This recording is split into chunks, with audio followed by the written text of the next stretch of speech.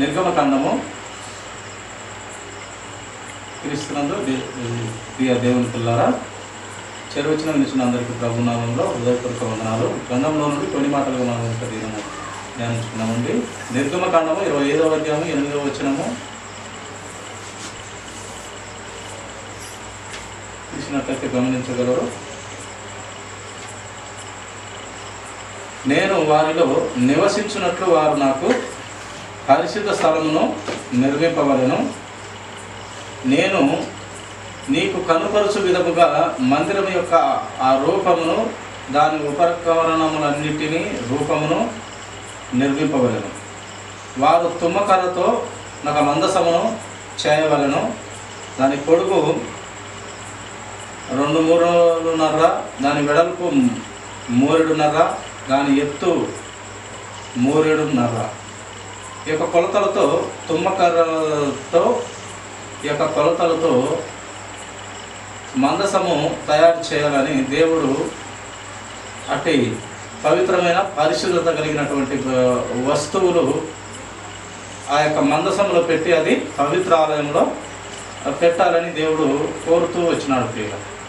కనుక ఈ యొక్క తుమ్మకర్రతో ఎందుకో పనికిరాదు. ఈ యొక్క తుమ్మకర్ర, ఆ యొక్క తుమ్మకర్రతో ఆ యొక్క తుమ్మ చెట్టు ములులు చూస్తే చాలా ఈ యొక్క అపవాదికి గుర్తుగా, లేక సాతానుకు గుర్తుగా, లేక పాపపు స్వభావం కలిగిన మనిషికి గుర్తుగా, అది ఎందుకు పనికిరాని వారిగా ఉన్నటువంటి మనిషికి గుర్తుగా కూడా అవి మనకు కనపడతాయి ప్రియుల. కనుక అట్టి పనికిరానటువంటి ఆ తుమ్మకర్రతో ఒక మందసము తయారు చేసి ఆ యొక్క మందసము పవిత్ర ఆలయంలో పెట్టాలి. ఆ యొక్క మందసములో ఏమేమి పెట్టాలి, ఏమేమి ఉండాలి అని దేవుడు తెలియపరుస్తున్నాడంటే, ఆ యొక్క మందసములో చిగిరించు అహరోను కర్ర, ఆ యొక్క మందసంలో ఉండేటువంటి ఆ యొక్క ఉపకరణాలు, ఆ యొక్క వస్తువులు వచ్చేసి చిగురించు అహరోను కర్ర, ఒట్టి కర్ర అయినటువంటి దానికి చిగురించినటువంటి ఆకులతో కూడినటువంటి ఆ యొక్క ఎండు కర్రకు అహరోను చేతిలో ఉన్నటువంటి కర్ర. ఆ యొక్క కర్ర పరలోకంలో ఉన్నటువంటి ఆ యొక్క మన్న, అలాగే ఆయన శాసనములు రాసి ఉంచిన 2 పలకలు, అలాగే ఆ మందసము పైన కెరూబులు, ఈ పక్క ఒకటిగా ఆ పక్క ఒకటిగా 2గా కెరూబులు ఆ మందసం పైన 2గా ఉంటాయి పైన.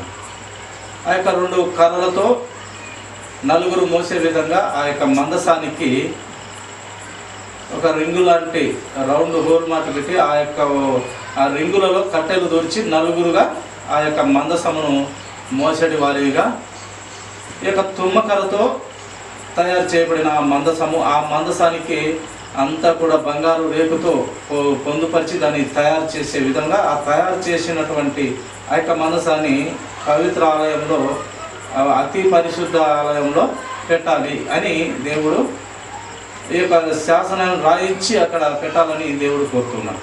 అది పాపానికి మనిషి పనికిరానటువంటి ఆ యొక్క ఏ దానికి పనికిరానటువంటి ఆ తుమ్మకర్ర, పాపానికి శిక్షణమైనటువంటి ఆ యొక్క తుమ్మకర్ర, సాతానుకు ఇదైనటువంటి ఆ తుమ్మకర్ర, ఆలోచనలు కలిగినటువంటి ఆ తుమ్మకర్ర మన యొక్క మనిషి జీవితాన్ని వివరిస్తూ తెలియపరుస్తూ ఉన్నది. అలాంటి తుమ్మకర్రతో నిన్ను, నీ పనికిరానటువంటి జీవితాన్ని, పనికిరానటువంటి మనలను ఆయన చక్కగా చెక్కి మంచి ఆకారాన్ని ఇచ్చి ఆ కర్రకు చక్కని రూపు తెచ్చి తయారు చేసి, ఆ కర్ర అయితే దేనికి కూడా పనికిరాదంట. తుమ్మకర్ర దేనికి పనికిరాదు, అది త్వరగా పుచ్చుపడుతుంది. ఆ యొక్క చెట్టు, ఆ యొక్క ముళ్ళులు కానీ అది ఏ దానికి పనికిరాదు. అది మనుషులకు కూడా అది నష్టమే కలుగు చేస్తుంది. కానీ దేవుని ఉద్దేశం ఏమంటే, అలాంటి పనికిరానటువంటి తుమ్మకర్ర ఆ పవిత్రమైన అతి పవిత్రమైన స్థలంలో పెట్టడానికి దేవుడు ఇష్టపడినాడు. పనికి రానటువంటి దానిని పరిశుద్ధ ఆలయంలో, అతి పరిశుద్ధ ఆలయంలో పెట్టడానికి దేవుడు ఇష్టపడినాడు. కనుక నీ నా జీవితాలలో పనికి రానివంటి మన జీవితాలను దేవుడు నిన్ను ఆ యొక్క అతి పరిశుద్ధ బల్ల దగ్గర ఓలివ చెట్టు వలె మనము ఆ యొక్క దేవుని బల్ల దగ్గర ఓలివ చెట్టు వలె మనుషులు ఉండాలి. నా పోలికలో నేను సొంతంగా తయారు చేసినటువంటి పోలికలో మీరు ఆ యొక్క పవిత్రమైన యథార్థవంతమైన హృదయులై అక్కడ ఉండాలని దేవుని చిత్తం. కనుక ఈ యొక్క మందసమును చక్కగా దేవుడు అక్కడ ఉండాలి అని దేవుడు తెలియపరుస్తూ మన పనికిరానటువంటి జీవితం నుండి పనికొచ్చే వానిగా, ఎందుకు పనికిరాని మన జీవితాలలో ఆయన రక్తం ద్వారా కడుగబడి మనల్ని ఏం చేసినాడు, పనికొచ్చే వారిగా, పరిశుద్ధులంగా, యథార్థవంతులంగా, నీతివంతులంగా ఈ లోకంలో తలెత్తుకొని బ్రతకగలిగే ఒక క్రీస్తు సైనికుడు, లేక ఒక క్రీస్తు బిడ్డ, లేక ఒక క్రీస్తు పిల్లలు అంటే అది ఒక గౌరవం ప్రియుల. ఎందుకంటే క్రీస్తు ఏ తప్పు చేయకుండా బ్రతికినటువంటి క్రీస్తు, ఆ క్రీస్తును ధరించుకొని బ్రతుకుతున్నటువంటి వారు క్రైస్తవ పిల్లలు. ఆయన రక్తంలో కడగబడినటువంటి పిల్లలు, ఆయన అమూల్యమైన రక్తంలో కడగబడినటువంటి పిల్లలు. ఆ యొక్క రక్తము కల్మషము లేనటువంటి రక్తం చేత మనమును పవిత్రపరిచి పరిశుద్ధపరిచి నిన్ను తలెత్తుకొని తిరిగేలా ఈ లోకంలో ఈ యొక్క అపవాది ఏలుతున్న ఈ లోకంలో నిన్ను తలెత్తుకొని బ్రతికే విధంగా దేవుని భయభక్తులు కలిగి ఆయన ఆజ్ఞలు పాటిస్తూ లోబడుతూ ఆయన తగ్గింపు స్వభావం కలిగి దేవుని భయభక్తులు నేర్చుకుంటూ ఒక చెంప కొడితే ఇంకొక చెంప ఇచ్చులాగున, ఒకరు ఏమన్నా కూడా నువ్వు తగ్గిపోయేలాగున ఆ బుద్ధి జ్ఞాన వివేచనలు మనకు ఎవరు నేర్పుతారంటే గ్రంథము, యేసు క్రీస్తు ప్రభు వారి ఆ తత్వం మనలో ఉంటుంది. ఆ తత్వం మనకు నేర్పిస్తుంది. కనుక ఒక క్రైస్తవ పిల్లలు అంటే, లేక క్రైస్తవ రక్తంలో కడిగినటువంటి పిల్లలు అంటే ఒక గౌరవం, ఒక మర్యాద. ఎందుకంటే ఆ క్రీస్తు నుండి రక్తంలో కడగబడిన పిల్లలంగా, ఆయన రక్త సంబంధికులంగా మనము ఆ పవిత్ర స్థలాలలో తిరుగుతూ ఉన్నాం. ఆ పవిత్ర సన్నిధిలోకి మనము చేర్చుతున్నాడు దేవుడు. ఈ యొక్క పనికి రానటువంటి మందసము తయారైనాక పనికి వస్తుంది, దేవుని పరిశుద్ధ ఆలయంలో పెట్టడానికి పనికి వస్తుంది. కానీ ముందుగా ఆ యొక్క చెట్టు, ఆ యొక్క తుమ్మకర్ర దేనికి పనికిరాదు, ఏ దానికి ఉపయోగించరంట. ఉపయోగించినది అది త్వరగా పుచ్చుబట్టి చెడిపోతుంది. కానీ దీనికి ఉపయోగించే విధానము, ఆ క్రమమంతా దేవుడు చెప్తూ ఇన్ని మూరలు ఉండాలా, ఇంత వెడల్పు ఉండాలా, ఇన్ని మూరలతో వెడల్పు, ఇన్ని మూరలతో హైట్ ఉండాలి, చక్కగా దానికి బంగారు పోతతో దానికి చుట్టూ కవచంలాగా ఆ యొక్క కర్రకి అంతా కొట్టి చక్కని మందసం తయారు చేసి ఆ మందసం లోపల అహరోను కర్ర చిగురించడం, ఎండిపోయిన కర్ర చిగురిస్తూ ఉంటుంది ఆ యొక్క మందసంలో. ఆ పవిత్రమైన మందసంగా ఎంచుకున్నటువంటి ఆ పనికి రాని చెట్టులో నుంచి పవిత్రమైన మందసంగా ఎంచుకున్నటువంటి దాంట్లో ఏముంటున్నాయి, చిగురించిన అహరోను కర్ర, మన్నా పదార్థములు, పరలోకమైన భుజించేటువంటి ఆ యొక్క దేవదూతలు భుజించేటువంటి ఆ యొక్క పదార్థమైనటువంటి మన్నా, అలాగే ఆయన 10 శాసనాలను తన సొంత వేలితో రాసినటువంటి ఆ యొక్క పలకలు. ఈ యొక్క 3గా దాంట్లో ఉంటాయి. ఓపెన్ చేస్తే దాంట్లో ఉంటాయి. ఒక క్లోజ్ చేస్తే పైన సెరువులు, ఎదురుగా కెరూబులు ఉంటాయి. 2గా కెరూబులు ఉంటాయి. కనుక ఈ పనికి మాలిన చెట్టు ద్వారా పనికొచ్చే విధంగా పరిశుద్ధ ప్లేసులో పెట్టగలుగుతున్నాడు మన యేసుక్రీస్తు ప్రభువారు. మనము ఒకప్పుడు పనికిరానటువంటి జీవితాలలో నుండి ఉన్నటువంటి వారమే. ఎందుకంటే మనము బాల్యము నుండి మన ఆలోచనలు చాలా చెడ్డవి అంటారు. ఇలా చాలా చాలా మంచి కొంచెమైనను లేనటువంటి నరులం మనం అందరము కూడా. విశ్వాసులు ఆయన రక్తంలో కడగబడినాక అందరం కూడా మన స్వభావం ఏంటంటే పాపపు స్వభావం మనలో ఉంది. ఆ స్వభావాన్ని దేవుడు అమూల్యమైన రక్తం ద్వారా తీసేస్తున్నాడు. పాపపు స్వభావం అయితే మనలో మొదటి నుండి ఆదాము నుండి ఉంది. దాన్ని ఎలా దేవుడు తీసేస్తున్నాడంటే ఆయన వెలకట్టలేని రక్తం ద్వారా. మనం ఇంత డబ్బులు ఇస్తే, లేక ఇంత బంగారు ఇస్తే, ఇంత వెండి ఇస్తే ఆయన ఇచ్చే రక్తం కాదు అది. అలా దొరికే రక్తం కాదు. వెలపెట్టలేని, కొనలేనటువంటి పరిశుద్ధమైన రక్తము ఈ లోకంలో ఎవరిదీని లేదు. అది ఒక యేసుక్రీస్తు ప్రభు వారిదే, ఆ పరలోకం నుండి వచ్చినటువంటి దైవ కుమారునిదే తప్ప ఆ రక్తం ద్వారా మనము ఈ కొనలేని రక్తం ద్వారా మనము ఆ యొక్క తుమ్మకర్ర లాంటి పాపపు స్వభావంతో ఉన్నటువంటి ఆ తుమ్మకర్ర లాంటి ఆ పనికిమాలిన జీవితంలో నుంచి మనము పరిశుద్ధ స్థలాలలోకి దేవుడు ఈ తుమ్మకర్రను ఎలాగ పవిత్రపరిచి దాన్ని తయారు చేసి మందసంగా మార్చి ఆ యొక్క అతి పరిశుద్ధమైన ప్లేస్లో దేవుడు పెడుతున్నాడో, మనమును కూడా యేసుక్రీస్తు ప్రభువారు ఆయన అమూల్యమైన రక్తం ద్వారా మనము కడిగి పవిత్రం చేసి పరిశుద్ధపరిచి ఆయన పరిశుద్ధమైన అతి పరిశుద్ధమైన స్థలాలలో మనము ఆయనను స్తుతించే వారిగా, మహిమపరిచే వారిగా, ఘనపరిచే వారిగా, ఆరాధించే వారిగా, పూజించే వారిగా మనం ఉండాలని దేవుడు కోరినాడు. కనుకనే ఆయన రక్తం ఇచ్చి కొని ఆయన ఆస్తిగా, ఆయన స్వాస్థ్యంగా,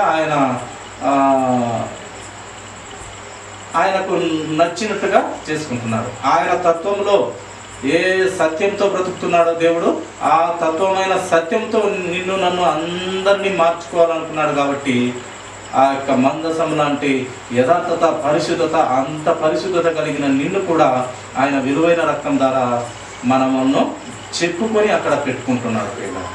కనుక ఆ యొక్క శాసనంలో 10 ఆజ్ఞల రూపంగా దాంట్లో పెట్టించినారు. దానిపైన కెరూబులు అక్కడ పైన ఉంటాయి. ఆ యొక్క పరిశుద్ధత కలిగిన ఆ ప్లేసులో ఆ కెరూబులు అక్కడ కాపలాగా, లేక అక్కడ అక్కడ అపవిత్రమైనది ఏది జరగకుండా లాగున ఆ కెరూబులు ఉంటాయి. కనుక ఆ శాసనాలు మనకు చాలా గొప్పవి. అద్భుతాలు అక్కడ కనపడుతున్నవి. అలాగే ఆయన అమూల్యమైన నోటి మాటల ద్వారా, లేక ఆయన వేలి ద్వారా వ్రాయించినటువంటి అమూల్యమైనటువంటి 10 ఆజ్ఞల ఫలకలు కూడా అందులో ఉంటాయి. అవి పాటించినట్లయితే మన జీవితాలు ధన్యము. ఆ చెప్పిన మాటలు మనము గైకొంటే, చదువుకొని గైకొని వాటి ప్రకారం బ్రతికిన నరులు ధన్యులంట. అటు ధన్యత్వం మనము పొందుకోవాలని ఆ యొక్క మందసంలోని ఆ ఉపకరణాలు, ఆ యొక్క మందసంలోని ఆ యొక్క వస్తువులు దేవుడు దాంట్లో పెట్టి మనిషి విలువను పెంచేదిగా, పనికి మాల మన జీవితంలో పనికొచ్చే వారిగా తయారు చేసి ఆయన రక్తం ద్వారా మనం ఎలాగ తయారు చేసినాడో, ఈ యొక్క మందసము ముందు ఆ చెక్క, పనికిరాని తుమ్మ కర్రతో దానిని చక్కగా ఒక రూపుకు తెచ్చి బంగారు పోత అంతా దానికి వేయించి, బంగారు రేకుతో అంతా దానికి కొట్టించి దాని పనికొచ్చే పవిత్రమైన స్థలంలో పెట్టి ఆ దేవుడు గొప్ప యొక్క మందసాన్ని పవిత్రాలయంలో, అతి పరిశుద్ధ స్థలంలో పెట్టించినాడు. నిన్ను నన్ను అందరినీ కూడా ఆయన రక్తంలో కడిగి ఆ యొక్క మందసం దగ్గర మనమందరం కూడా ఆ దేవుణ్ణి ఆరాధించుటకు, పూజించుటకు, కొనియాడుటకు మనము కూడా పనికిరానివంటి మన జీవితాలను పనికొచ్చే వారిగా నీవు తలెత్తుకొని ఈ లోకంలో బ్రతకాలని, యథార్థంగా, నీతిగా, పరిశుద్ధతగా, నీతి నిజాయితీలు కలిగి మనము ఒకరికి మేలు చేసేవారిగా, మేలు చేయకుండా పర్వాలేదు, ఒకరికి కీడు చేసేవారిగా ఉండకూడదు. నీవు గౌరవంగా బ్రతకాలి, నీవు సత్యంలో బ్రతకాలి, క్రీస్తును అంటుకట్టుకొని బ్రతకాలి, క్రీస్తే నీలో ధరించుకొని బ్రతకాలి అని ఆయన రక్తం ఇచ్చి అందరినీ కొనుక్కొని ఈ లోకంలో మన జీవితం ఉన్నంత వరకు ఈ లోకంలో బ్రతికి, గౌరవంగా బ్రతికి, ఈ లోకంలో కూడా మన దేహంలో ఊపిరి ఉన్నంత వరకు గౌరవంగా బ్రతికి, మనము చనిపోయిన తర్వాత పరలోక రాజ్యంలో కూడా ఆ గౌరవానికి ఫలితము పరలోక రాజ్యంలో మనకు అక్కడ ఆయన ఫలం ఇస్తాడు. అక్కడ ఆయన ఇక్కడ బ్రతికినటువంటి మన బ్రతుకుకు పరలోక రాజ్యంలో ఆయన ప్రతిఫలం ఇస్తాడు, బహుమానం ఇస్తాడు. కాబట్టి ఇక్కడ మనము ఎంత క్రమముగా ఎంత సత్యంలో బ్రతుకుతే అక్కడ మనకు అంత ప్రయోజనము, అంత బహుమానము, అంత సత్యంలో మనము ఆ పరిశుద్ధిలో, ఆ పరలోక పట్టణంలో ఆ పరిశుద్ధుడైన పరమ తండ్రి అయినటువంటి యెహోవా దేవుడు, అలాగే యేసు క్రీస్తు ప్రభు వారు, అలాగే పరిశుద్ధాత్మ దేవుడు, త్రియేకుడైన దేవుడిని దగ్గర మనము ఆయన దగ్గరలో, ఆయన ప్రక్కలో, లేక అవసరమైతే నీవు చక్కగా దేవునిలో ఎదుగుతూ దేవుని కోసమే బ్రతికి దేవుని కోసమే ప్రాణమిచ్చేది వాడివిగా ఉంటే ఆయన నా సింహాసనము కూడా ఇస్తాను, నిత్య జీవపు ఫలాలు ఇస్తాను, నిత్య జీవపు జలాలు ఇస్తాను, అనేకుల మందికి నీకు పెద్దగా పెడతాను, దేవదూతలకు సైతం నీవు బోధ చేయాలి, నేను తోకక కాక తలగాను పెడతాను, నువ్వు అడుక్కు తినేదానివి కాక నువ్వు 10 మందికి సహాయం చేసే వానివిగా, 10 మందికి సహాయం చేసే దానవుగా నిన్ను పెడతానని దేవుని వాక్యాలు మనకు ఎన్నో మనకు వివరిస్తూ మనము చెక్కనీకి, అనగా ప్రతి విషయంలో మనము పవిత్రపరచనీకి చక్కని మనసుతో, చక్కని క్రియలతో ఈ లోకంలో బ్రతికితే ఆ లోకం కూడా నీకు అద్భుతంగా ఉంటుంది. చనిపోయిన తర్వాత ఒక గొప్ప జీవితము అక్కడ కూడా ఉంది. ఇది కేవలం ఒక 50కి పైగా 60, 70, 80 సంవత్సరాలు అనుకుంటే అక్కడ చాలా జీవితము, నీకు మరణమైన తర్వాత చాలా జీవితం ఉందని దేవుని వాక్యం తెలియపరుస్తున్నాం.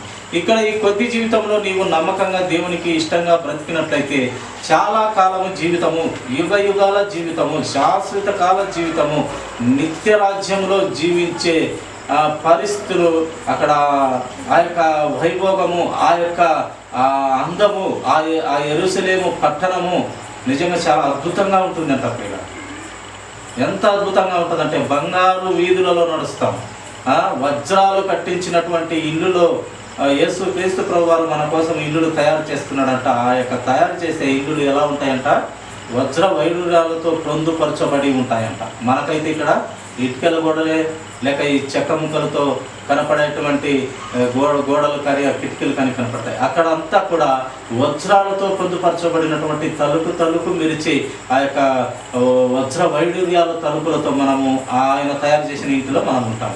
ఇవన్నీ మనము పొందుకోవాలి, దక్కాలి అంటే క్రీస్తును ధరించుకొని మనము బ్రతకాలి, క్రీస్తు సైనికులుగా బ్రతకాలి, క్రీస్తు బిడ్డలుగా బ్రతకాలి.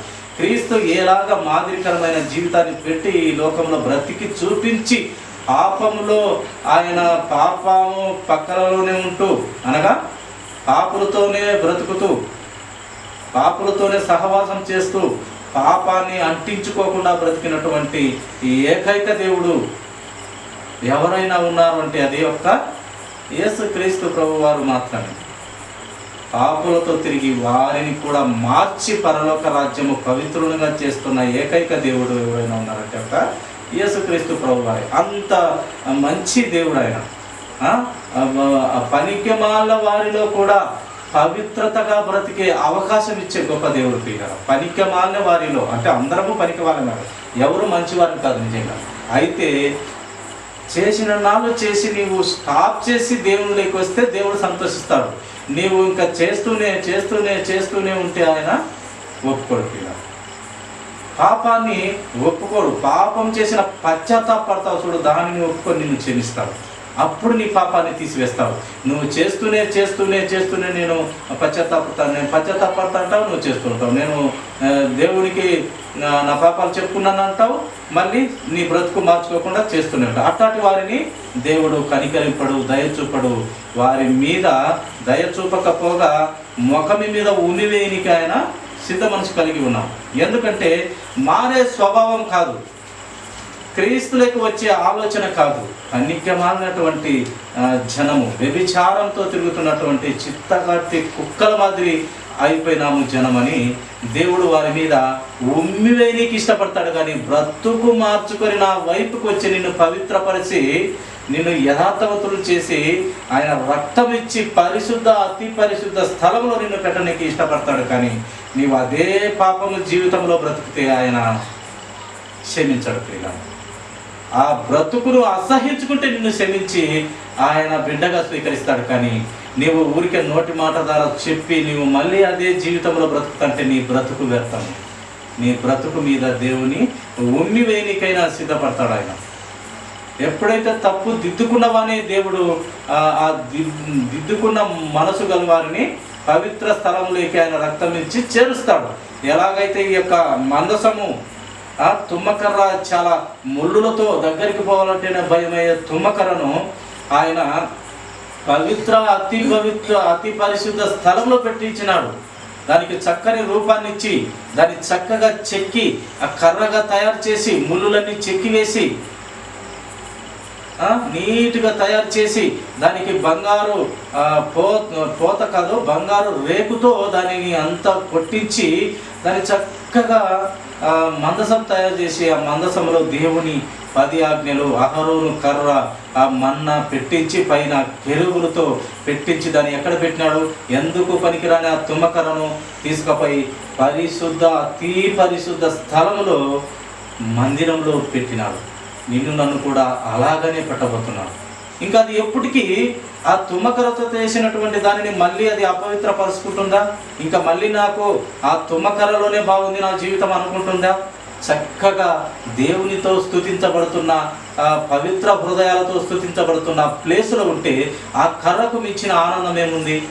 అదే మొదటి జీవితము, మనసులకు నష్టం కలిగించే జీవితము, పుచ్చుకొని మనసులను బాధ పెట్టే ఆ ముళ్ళ కర్రలో నుంచి వచ్చిన ఆ యొక్క మందసము మళ్ళీ మునుపటి జీవితానికి వెళ్ళాలనుకుంటుందా? ఎప్పటికీ అనుకోరు.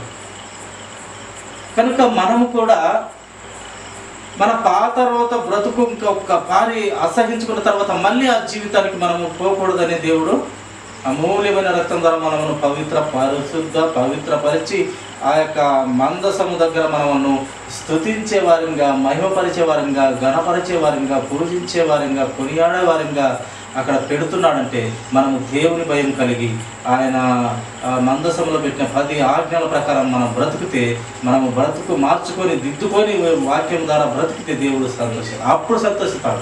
అప్పుడు ముఖం మీద ఉమ్మివేడి ప్రియుల, అప్పుడు హక్కున చేర్చుకొని వేదలాజరు అబ్రహాము రొమ్మున ఏవలాగూ నెమ్మది పొందుతున్నాడో యేసుక్రీస్తు ప్రభువారు తప్పు ఒప్పుకొని క్షమింపబడి ఆయన మార్పు కలిగి మారు మనసు కలిగి పాప క్షమాపణ నిమిత్తము బాప్తిసం తీసుకున్న బిడ్డలను హక్కున రొమ్మున చేర్చుకొని నీ బ్రతుకు మారినందుకు పరలోక రాజ్యం ఎంతమంది అక్కడ ఆనందపడుతున్నారో తెలుసా? అని హక్కున చేర్చుకొని నిన్ను ముద్దు పెట్టుకునే దేవుడు ప్రియుల, అది పూర్తిగా మార్పు కలిగి మారు మనసు కలిగి పాప క్షమాపణ నిమిత్తం పాపాన్ని తీసివేసుకొని బాప్తిసం తీసుకొని పరిశుద్ధ ఆత్మ వరము పొందుకుంటే అన్ని గొప్ప కార్యాలు మనకు దేవుడు ఇస్తాడు. అప్పుడు దేవుడు మన ముఖం మీద ఉమ్మివేయనికి ఇష్టపడడు. హక్కున రొమ్మున చేర్చుకొని నిన్ను ఆదరించి ఓదార్చి నిన్ను అన్ని రకాలుగా నిన్ను చక్కని పరిస్థితులలోకి, చక్కని స్థితిలోకి నిన్ను ఆత్మీయంగా బలపరుస్తూ చక్కని బిడ్డవుగా, చక్కని యథార్థవంతమైన నీతి కలిగిన బిడ్డవుగా, నీతి కలిగిన ధన్యుడుగా నిన్ను దేవుడు మలుచుకొని ఆయన రాజ్యంలోకి తీసుకొని పోతాడు. కనుక మనము ఈ యొక్క మందసం ద్వారా మన జీవితాలను కూడా పనికిమాలిన జీవితాలను ఆయన పవిత్ర స్థలంలోకి చేర్చుకుంటున్నాడంటే ఇంత గొప్ప ధన్యత మనకు ఇంకా దొరకకపోయారు. కనుక మన పాత తర్వాత బ్రతుకును మళ్ళీ దానిలోకి పోకుండా మనము దేవుని వాక్యం ద్వారా కట్టబడుతూ దిద్దబడుతూ మన మనసును మార్చుకుంటూ దేవునికి దగ్గరగా బ్రతికి ఆయన తీగలు మనము కూడా అంటుకట్టబడలాగున ఉంటే మన జీవితాలు ఫలవంతభరితంగా ఉంటాయి. కనుక అట్టి స్థితిలో మనం అందరం కూడా ఉండాలని దేవుడు యొక్క మందసం ద్వారా మనకు కొన్ని జ్ఞాన సంగతులు మనకు దేవుడు తెలియపరుస్తున్నాడు. కొద్ది మాటలు దేవుడు దీవించిన కాదు. కళలు వచ్చినట్లయితే చిన్న ప్రార్థన.